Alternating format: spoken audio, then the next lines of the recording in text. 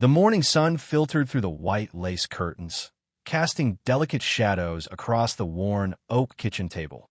Frank sat in his usual spot, cradling a steaming mug of coffee, its rich aroma a familiar comfort before the chaos of the workday. The kitchen was quiet, save for the soft clink of a spatula against the pan as Iris, his wife of 24 years, prepared scrambled eggs.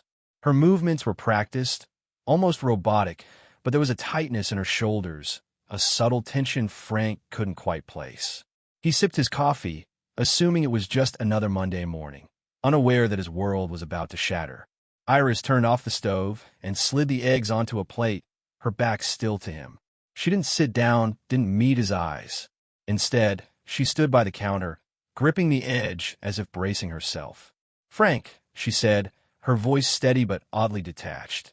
"Yesterday, my boss invited me to lunch. We ended up in a hotel room. Spent most of the day there. I enjoyed it, and we'll probably do it again." The words hit like a sledgehammer.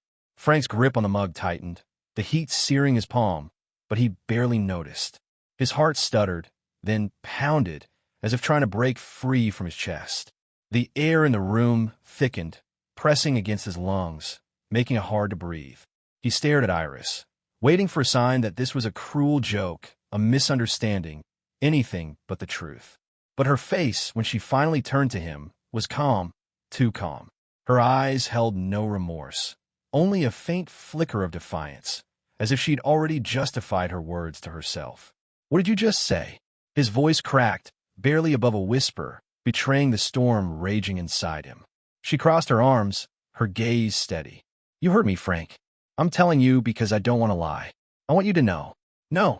The word echoed in his mind, sharp and mocking. Know that she betrayed him. Know that the woman he'd built a life with, raised children with, dreamed with, had chosen another man. Know that she felt no shame in admitting it. His thoughts spiraled, a torrent of questions crashing against the walls of his skull. Was this the first time? Had he missed the signs? Was he so blind, so complacent, that he hadn't noticed her slipping away? Why? The question clawed its way out, raw and desperate. He hated how vulnerable it sounded, but he needed an answer, something to anchor him in this surreal moment. Iris shrugged, a gesture so casual it felt like a slap. "I want to feel alive, Frank. To be more than just a wife, a mother, a cog in this routine. I needed something wild, something for me." Her words were a knife, twisting deeper with every syllable. Wild, as if their life, their love, their family wasn't enough. As if he wasn't enough. Frank's mind raced back through their years together. The late-night talks, the vacations to the coast, the way she'd laugh at his terrible jokes. Had it all been a lie? Or had something changed in her, something he'd failed to see? He wanted to scream, to demand how she could throw away 24 years so carelessly, but his throat tightened, choking the words. The kitchen clock ticked loudly, each second amplifying the silence between them. Outside, a neighbor's lawnmower roared to life, a jarring reminder of the world moving on while he stood still. Frank set the mug down, the ceramic clinking against the table, and leaned back in his chair. His hands trembled, and he clasped them together to hide it. He wouldn't let her see him break, not yet. "You enjoyed it," he repeated, his voice low, dangerous. "And you'll do it again?" Iris hesitated, her composure faltering for the first time. I don't know, Frank. Maybe. I'm just being honest. Honest." The irony burned. She was honest about her betrayal, but not about the nights she'd come home late, claiming work kept her. Not about the distance he'd felt growing between them, dismissed as his imagination. Honest now, when it suited her, when it absolved her of guilt. He stood abruptly, the chair scraping against the linoleum floor. "I need to get ready for work," he said, his tone flat, belying the chaos inside. He couldn't stay in this room, couldn't look at her any longer without losing control. As he walked past her, he caught a whiff of her perfume, floral, familiar, now tainted. It made his stomach churn. In the bathroom, he locked the door and leaned against the sink, staring at his reflection. The man in the mirror looked older, haggard, with lines etched deeper around his eyes. Who was he now? A fool? A failure? His mind replayed her words. "I enjoyed it." Each syllable was a fresh wound, bleeding memories of their life together. He thought of their daughter, Marcy, and son, Dave, now grown and living their own lives. How would he tell them their mother had shattered their family? Would they blame him too? Frank splashed cold water on his face, the shock grounding him momentarily. He couldn't fall apart. Not yet. He had to think, to plan, to protect what little dignity he had left. But as he dried his hands, a quiet voice whispered in his head. Was I not enough? It was a question he couldn't answer, one that would haunt him in the days to come. Downstairs, Iris was still in the kitchen, washing dishes as if nothing had happened. The normalcy of it infuriated him. He grabbed his keys and briefcase, avoiding her gaze. I'll be late tonight, he said, not waiting for a response. As he stepped outside, the crisp morning air hit him like a lifeline, pulling him away from the suffocating truth. But he knew, as he drove to work, that there was no escaping the pain. It was part of him now, a shadow he'd carry until he found a way to fight back, or let go. The living room was bathed in the dim glow of a single lamp, its light pooling on the hardwood floor like a spotlight on Frank's unraveling world. He sat on the worn leather couch, staring blankly at the television flickering with a news anchor's monotone voice. The words washed over him, meaningless, drowned out by the echo of Iris's confession from that morning. I enjoyed it. We'll probably do it again. His fingers dug into the armrest, the leather creaking under the pressure. Every tick of the grandfather clock in the corner felt like a countdown to something he couldn't name. Retribution, collapse, or both. Iris entered the room, her footsteps soft but deliberate, a glass of red wine in her hand. She wore a loose sweater, her hair pulled back, looking every bit the woman he'd loved for decades, yet a stranger now. She sat on the armchair across from him, her posture stiff, as if preparing for a battle she wasn't sure she wanted to fight. The air between them was thick with unspoken words, heavy with the weight of betrayal. Frank, she said, her voice quieter than usual, we need to talk. He didn't look at her, his eyes fixed on the TV, though he saw nothing. Talk about what? His tone was sharp, cutting through the silence like a blade. How you threw away our marriage, or how you're planning your next hotel rendezvous. Iris flinched, her fingers tightening around the wine glass. That's not fair, she said, but there was no conviction in her voice, only a faint tremor. I'm trying to be honest with you, Frank. I don't want to lose you. Lose me? He finally turned to her, his eyes blazing with a mix of hurt and fury. You lost me the moment you decided to sleep with your boss, Iris. You lost me when you came home and crawled into our bed like nothing happened. And you really lost me when you sat at our kitchen table and told me you loved it. Her face paled, and for a moment, he thought he saw a flicker of shame in her eyes. But it vanished quickly, replaced by a defensive edge. It wasn't about you, Frank, she said, her voice rising slightly. It was about me. I've been a wife, a mother, a secretary for 24 years. I needed to feel something else, something alive.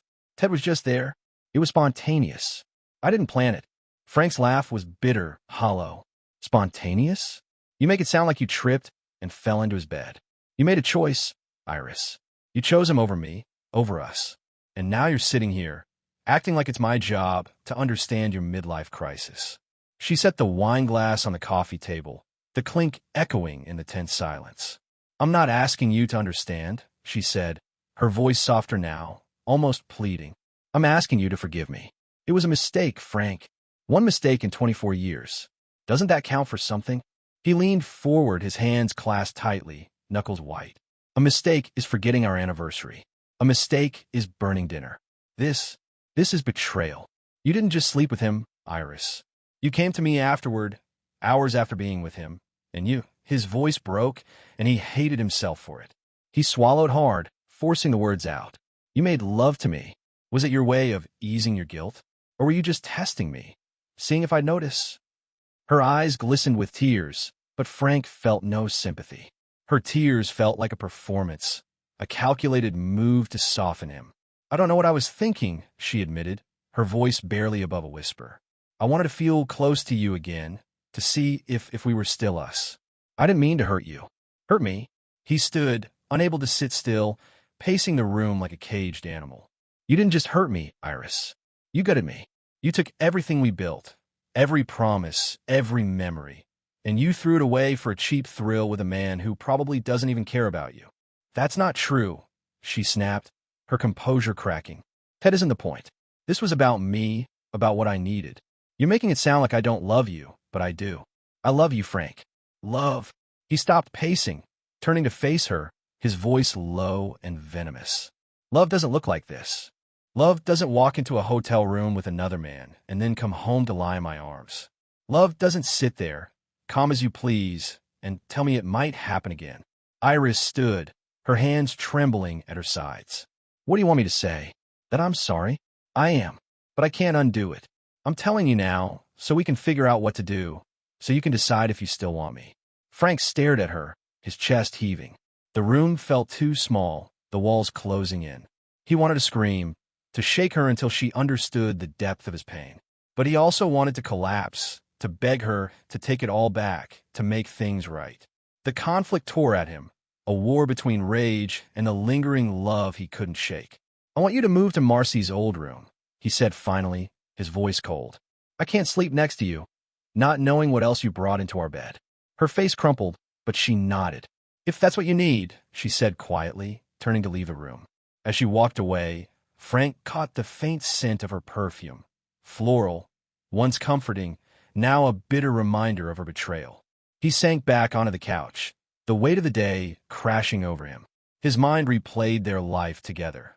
The day they met, young and reckless. The birth of their children. The quiet nights spent dreaming of a future that now lay in ruins. Had he been a good husband? Had he missed the signs of her discontent? The questions gnawed at him, each one a fresh wound. The next day, Frank called Tom, his oldest friend, a gruff but kind-hearted man who'd known him since college. They met at a dimly lit pub, the air thick with the smell of beer and fried food. Over a pint, Frank poured out the story, his voice low to keep the nearby patrons from overhearing. Tom listened, his weathered face etched with concern, his silence a steady anchor. She said it like it was nothing, Frank finished, staring into his glass. Like I was supposed to just nod and move on. How do I even begin to process this? Tom leaned back, rubbing his jaw. Jesus, Frank, that's a hell of a thing to carry. But listen, you don't deserve this. Nobody does. She made her choice, and it's on her, not you. Don't let her make you feel like you failed. Frank nodded, but the words didn't erase the ache. I keep wondering if I could have done something different. If I'd been more attentive, more something. Stop that, Tom said firmly, his eyes narrowing. You gave her everything. This isn't about you not being enough. It's about her not valuing what she had. Give yourself time, but don't let her drag you down with her. Tom's words were a lifeline, a reminder that Frank wasn't alone. They sat in companionable silence for a while, the clatter of the pub filling the space between them. When Frank left, he felt a fraction lighter, not healed but steadied. He drove home under a sky bruised with dusk, the road stretching out like the uncertain path ahead. Iris was waiting, he knew, but he wasn't ready to face her again. Not yet. The wound was too raw, the betrayal too fresh. But Tom's voice echoed in his mind. It's on her, not you. And for the first time that day, Frank believed it, if only a little. The lawyer's office smelled of polished wood and old paper, a sterile contrast to the chaos churning inside Frank. He sat across from a gray-haired attorney named Harold, whose calm demeanor did little to ease the storm in Frank's chest. The desk between them was cluttered with legal pads and a thick file labeled Miller versus Miller. Frank's signature on the divorce papers stared back at him, each stroke of the pen a severance of the life he'd known for 24 years. The act felt final, like closing a book he'd never meant to finish, yet it brought no relief, only a hollow ache that settled deep in his bones. Harold leaned back in his chair, adjusting his glasses. It's a straightforward case, Frank. No-fault divorce means assets split evenly. You and Iris earn similar salaries, so alimony's unlikely. Your kids are grown, so no child support. The house is the main issue. Decide if you want to keep it or sell it. Frank nodded, his mind only half present. The house. For bedrooms filled with memories. Marcy's first steps in the living room. Dave's teenage tantrums in the kitchen. Quiet nights with Iris on the porch swing. Could he stay there, surrounded by ghosts of a life that no longer existed? The thought made his stomach twist. I don't want it, he said, his voice rough. Let her have it or sell it. I just want out. Harold jotted a note. We'll serve the papers this week. As for Ted Harrell, The alienation of affection suit is trickier. You've got no hard evidence beyond what Iris told you, and he's denying everything. It's your word against his unless she testifies. Frank's jaw tightened at the mention of Ted. The man's name was a splinter under his skin, a constant irritant. He imagined confronting him, demanding answers, but Tom's advice echoed. Don't let anger steer you. Keep the suit going, Frank said. I want him to feel the pressure, even if we don't win. Harold raised an eyebrow, but didn't argue. I'll do what I can. You'll hear from me soon. Frank left the office, the weight of the decision pressing on his shoulders. The city hummed around him, cars honking, pedestrians weaving through crosswalks, but he felt detached, as if moving through a dream. His phone buzzed in his pocket, and he glanced at the screen. Iris. He let it go to voicemail, unable to face her voice, her excuses, her tears.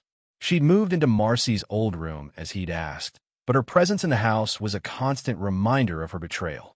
Every creak of the floorboards, every glimpse of her in the hallway, was a fresh cut. That evening, Frank sat in his home office, the glow of his computer screen casting shadows on the walls. He was supposed to be working, but his mind wandered to the past. He remembered the early years with Iris, how she'd tease him about his terrible dancing, how they'd stay up late planning their future. Had she been unhappy even then? Or had something shifted, something he'd failed to notice? The questions were relentless, eroding his sense of self. He closed his laptop, unable to focus, and poured a glass of whiskey, the burn in his throat a welcome distraction. The front door opened, and Iris's voice called out, tentative. Frank? You home? He didn't answer, hoping she'd leave him alone. But she appeared in the doorway, her face pale, her eyes red-rimmed. She wore a simple blouse, her hair loose, and for a moment, she looked like the Iris he'd fallen in love with. The illusion shattered when she spoke. I don't want this to end us, she said, her voice trembling. I know I messed up, Frank, but we can fix this. We've been through so much together. He set the glass down, the clink loud in the quiet room. Fix this. His voice was low, controlled, but laced with venom. You think we could just sweep this under the rug? You slept with another man, Iris. You told me you enjoyed it. You stood there and said you might do it again. What part of that screams fixable to you? Her shoulders sagged, and she wrapped her arms around herself. I was stupid. I thought I needed something else, but I was wrong. I love you, Frank. I don't want to lose you. He stood, his chair scraping against the floor. You don't love me, he said, his voice steady despite the ache in his chest. You love the idea of me, the safety of me. But you don't respect me, Iris. You proved that when you chose Ted over our marriage. Tears spilled down her cheeks, but Frank felt nothing. Her sorrow was too late, too hollow. I'm filing for divorce, he continued, each word a stone dropped into the abyss between them. You need to figure out what you want with the house. I'm done here. She opened her mouth to protest, but he turned away, ending the conversation. As she left, her sobs echoed down the hall, a sound that once would have broken him. Now, it only deepened his resolve. The next morning, Frank's boss, Barney, called him into his office. The room was cluttered with files and coffee mugs, a stark contrast to the lawyer's pristine space. Barney leaned back in his chair, his expression a mix of concern and pragmatism. I heard about your situation, Frank. Tough stuff, but I've got an opportunity that might help. O'Brien's retiring from our Santa Monica office. I want you to take his place. It's a promotion, a fresh start. What do you say? Frank blinked, caught off guard. California. Marcy lived there, and the idea of being near his daughter was a lifeline. The thought of leaving this house, this city, this pain was intoxicating. I'll do it, he said without hesitation. When do you need me? 3 weeks, Barney replied. Enough time to wrap things up here. You okay with that? Frank nodded, a flicker of hope igniting in his chest. Yeah, I'm ready. He called Tom that evening, meeting him at the same pub, its familiar din of comfort. Over beers, Frank shared the news. Tom grinned, slapping him on the shoulder. That's the spirit, man. Get out of this mess. Start fresh. You don't need to carry her baggage across the country. What if I'm running away? Frank asked, voicing the doubt that had been gnawing at him. What if I'm just avoiding the fight? Tom shook his head. You're not running. You're choosing yourself. She made her bed, Frank. Let her lie in it.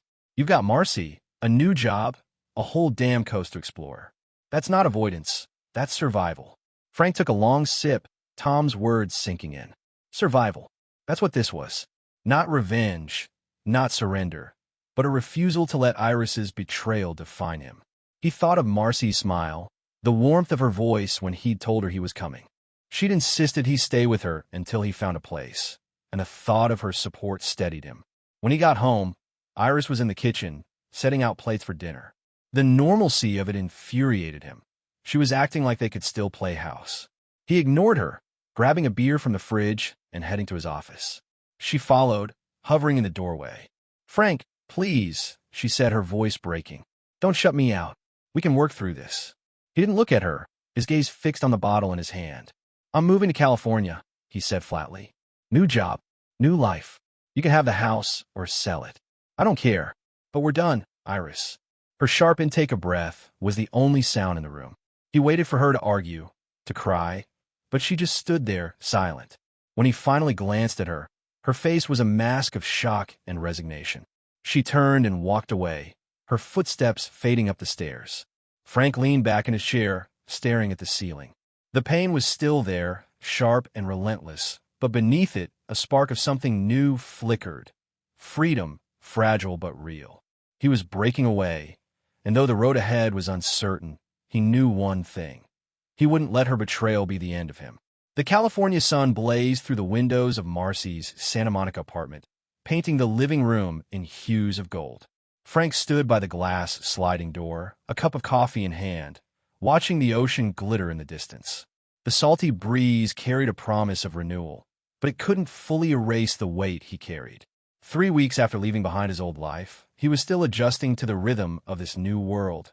New job, new city, new wounds.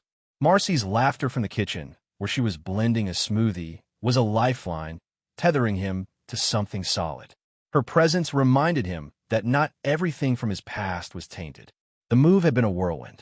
Frank had packed his essentials into a U-Haul, said goodbye to Tom over a final beer, and driven across the country with nothing but his thoughts and a classic rock playlist for company.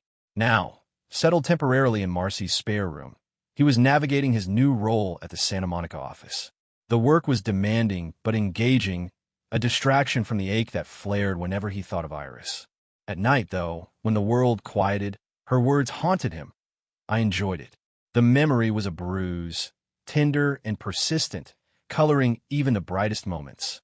Marcy appeared in the doorway, her dark hair pulled into a messy bun, a playful grin on her face. "Dad, you're brooding again. Come on, we're going out tonight. There's this bar, the Blue Grotto. You'll love it. Live music, good vibes. No arguments." Frank raised an eyebrow, the ghost of a smile tugging at his lips. "I'm not brooding, and I'm not exactly in the mood for dancing, kiddo." She crossed her arms, undeterred. "You're not sitting here staring at the walls all night. You got a new life to start living. Besides, I'm not taking no for an answer." Her stubbornness was so like his own that he couldn't help but chuckle. "Fine. But if it's awful, I'm blaming you." The Blue Grotto was a lively spot, its walls adorned with nautical decor, the air humming with the strum of a guitar and the clink of glasses.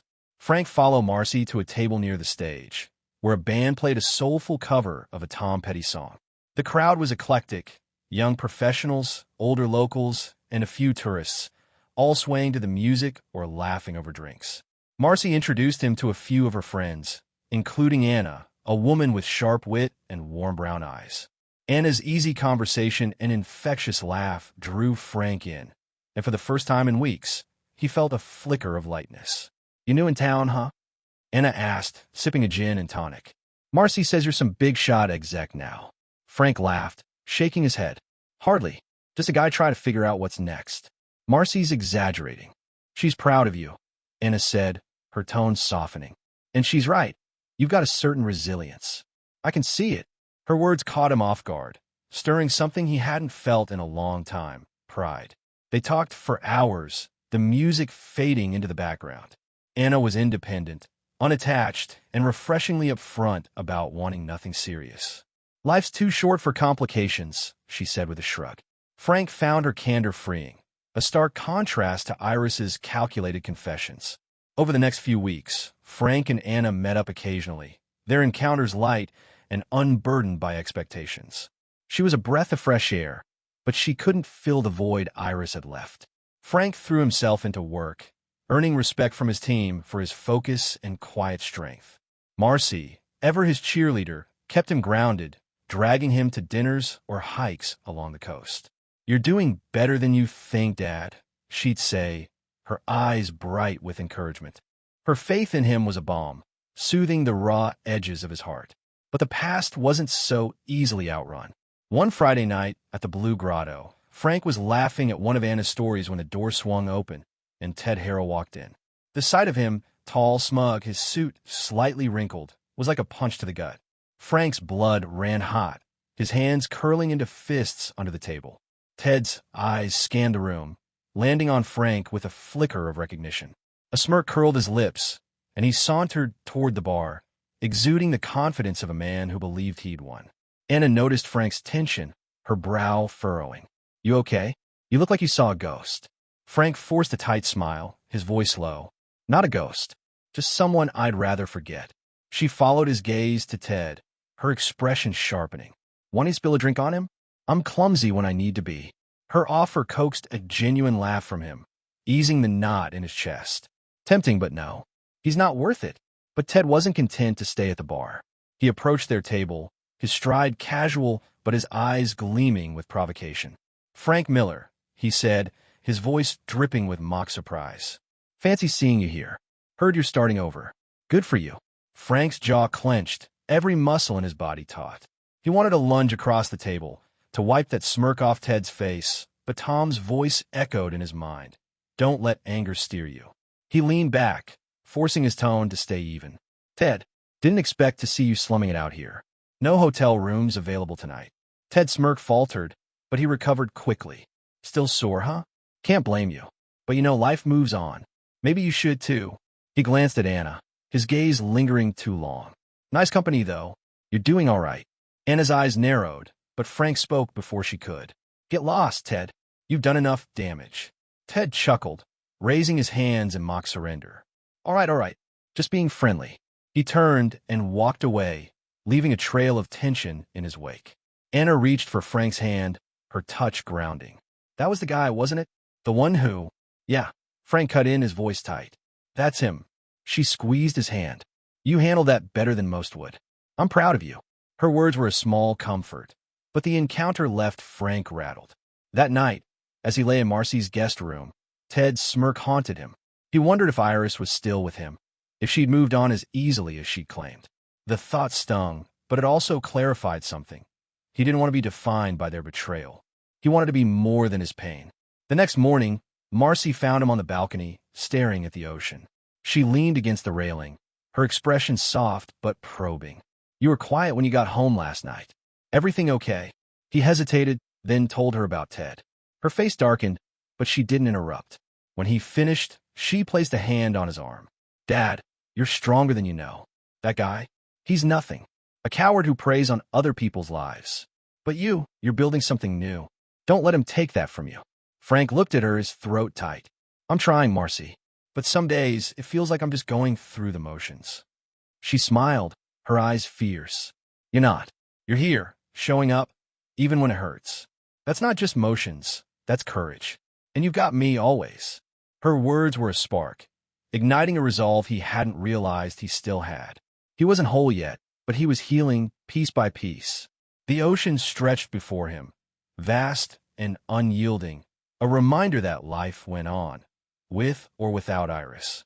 For the first time, Frank felt ready to meet it, not as a broken man, but as one determined to reclaim his story. The new apartment was small but bright, its white walls catching the late afternoon light that poured through wide windows. Frank stood in the living room, a cardboard box labeled books at his feet, the faint scent of fresh paint lingering in the air. The space was a blank canvas, no traces of Iris, no echoes of their old life. Outside, the distant roar of the Pacific Ocean was a steady pulse, a reminder of the world's vastness and his place in it. He'd moved in a week ago, and though the boxes remained mostly unpacked, the act of claiming this space felt like a quiet victory. He was starting over, not because he wanted to, but because he had to, and he was determined to make it his own. The past months in California had been a crucible, forging him through pain and resolve. Marcy's unwavering support had kept him grounded, her fierce belief in him a beacon when doubt crept in. His job at the Santa Monica office was demanding but rewarding, his colleagues respecting his quiet competence. Anna had been a fleeting bright spot, their casual connection a reminder that he could still feel something beyond anger. But the encounter with Ted at the Blue Grotto had reopened old wounds, forcing Frank to confront the lingering hold Iris's betrayal had on him. He'd walked away from that night with a choice. Let the pain define him or let it go. One evening, as he sorted through mail at the kitchen counter, a plain envelope caught his eye. His name was written in Iris's familiar, looping handwriting. His stomach tightened, a mix of dread and curiosity pulling at him. He set the letter aside, pouring a glass of water to delay the inevitable. The apartment was silent, save for the hum of the refrigerator, amplifying the weight of the moment. Finally, he slit the envelope open and unfolded the single sheet of paper. Frank, I know I have no right to reach out, but I need to try. I've been seeing a therapist, trying to understand why I did what I did, why I hurt you so deeply. There's no excuse for my actions, and I'll carry that regret forever. I was selfish, chasing a fleeting thrill at the cost of everything we built. I see that now, too late. I still love you, Frank, but I know I've lost you. I don't expect forgiveness, but I hope you can find peace with or without me. You deserve happiness more than anyone. I wish you all of it. Iris. The words blurred as Frank's eyes stung, not with tears but with the raw ache of what could have been. The letter was sincere, stripped of the defensiveness she'd wielded like a shield. For the first time, he saw her not as the woman who'd betrayed him, but as someone flawed, human, grappling with her own failures.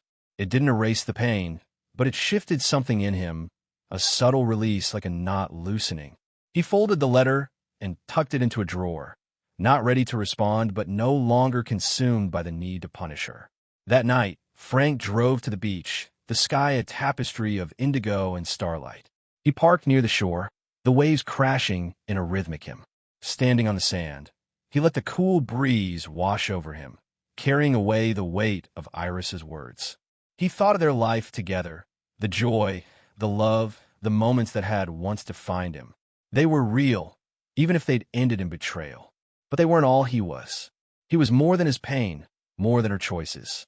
The ocean stretched before him, infinite and unyielding, whispering of possibilities he was only beginning to grasp. Marcy called the next morning, her voice bright through the phone. Hey, Dad, how's the new place? Got those curtains up yet? Or are you still living like a minimalist monk? Frank laughed, the sound easier now. Working on it. You gonna come over and criticize my decor again? Only if you promise to cook, she teased. Seriously, though, you sound lighter. You okay? He paused, glancing at the drawer where Iris's letter lay. Yeah, I think I am. Not perfect, but better. Good, she said, her tone softening. You deserve that, Dad. More than you know. Her words stayed with him as he went through his day, meeting with his team, grabbing coffee with a colleague, even smiling at a stranger in the elevator. The pain was still there, a quiet companion, but it no longer ruled him. He was learning to carry it without letting it crush him. A few weeks later, Frank returned to the Blue Grotto with Marcy, the bar's familiar hum of comfort. The band played a soulful rendition of a Fleetwood Mac song, and the crowd swayed, lost in the music. Frank scanned the room, half expecting to see Ted's smug face, but the space was free of ghosts. Marcy nudged him, pointing to a woman across the bar who'd been glancing his way. She's checking you out, Dad. Go say hi. He rolled his eyes but smiled. I'm not here to play matchmaker, kiddo. Maybe not, she said, her eyes twinkling. But you're here to live. So live. He didn't approach the woman, but Marcy's words lingered. Living. That's what this was. Each step, each choice, a reclaiming of himself. He thought of Tom, who'd texted him earlier with a simple, proud of you, man. He thought of Anna, who'd moved on but left him with a spark of confidence. And he thought of Iris, whose letter had given him not closure, but permission to release her hold on his heart. As the band struck up a slower song, Frank stood and offered Marcy his hand. Dance with your old man? She grinned, taking his hand. Only if you don't step on my toes. They moved to the dance floor, laughing as Frank fumbled the steps, his heart lighter than it had been in months. The music wrapped around them, a reminder that joy could coexist with pain. He caught Marcy's eye, her smile mirroring his own, and for a moment he felt whole, not fixed, but healing piece by piece. Later, as they walked to the car, the night air cool against his skin, Frank glanced at the stars above. They were brighter here, unclouded by the smog of his old life. He thought of Iris's letter, her wish for his happiness. He wasn't there yet, but he was closer. The road ahead was his to shape, and he'd walk it with the strength he'd earned through loss. Back at his apartment, Frank stood on the balcony, the ocean's whisper a steady companion. He didn't forgive Iris. Not fully. Not yet. But he forgave himself for loving her, for trusting her, for believing in a future that wasn't meant to be. That forgiveness was a quiet revolution, a spark that lit the way forward. He closed his eyes, letting the waves carry away the last of his anger. Tomorrow was a new day, and for the first time, he was ready to meet it, not as a man broken by betrayal, but as one rising from its ashes, ready to write a new story.